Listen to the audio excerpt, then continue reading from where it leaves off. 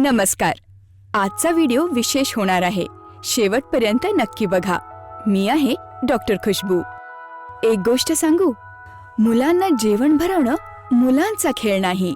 म्हणूनच तुम्हाला माहितीये का, बाळाला जेवण भरवण्यासाठी कोणकोणत्या विशेष गोष्टी लक्षात ठेवायच्या आहेत? नाही, मी आहे ना सांगायला. आशा आहे तुम्ही बाळाला वेगवेगळी हंगामी फळं, भाज्या, डाळी आणि कडधान्य भरवत आहात. 1 वर्ष झाल्यावर ते सगळं खाऊ शकतं जे घरात बाकी सगळे लोक खातात. तर आता मी सांगते, बाळाचं जेवण बनवताना आणि भरवताना तुम्हाला कोणत्या गोष्टींकडे लक्ष द्यायचं आहे. बाळाचं जेवण बनवताना आणि भरवताना हात साबण आणि पाण्याने चांगले धुवा.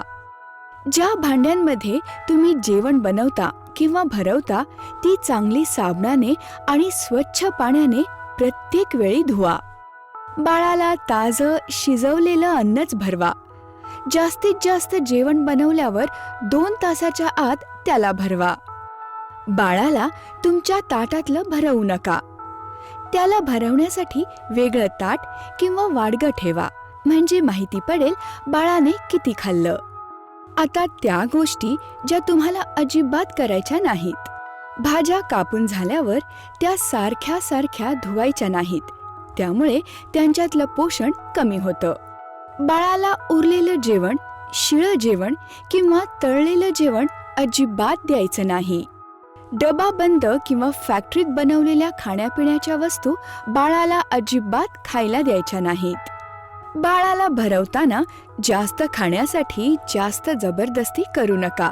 जेव्हा कुटुंबातले हसत खेळत जेवतात तेव्हा त्यांना बघून बाळाला जेवायची सवय होते. सगळ्यात महत्त्वाचं, मुलगा मुलगी दोघांना समान प्रमाणात भरवायचं आहे. कुठलाच भेदभाव करायचा नाही. अधिक माहितीसाठी डॉक्टर, आशा किंवा ANM ताईशी बोला. त्या सगळं सांगतील. सांगितलं होतं ना मी, बाळाला जेवण भरवणं मुलांचा खेळ नाही.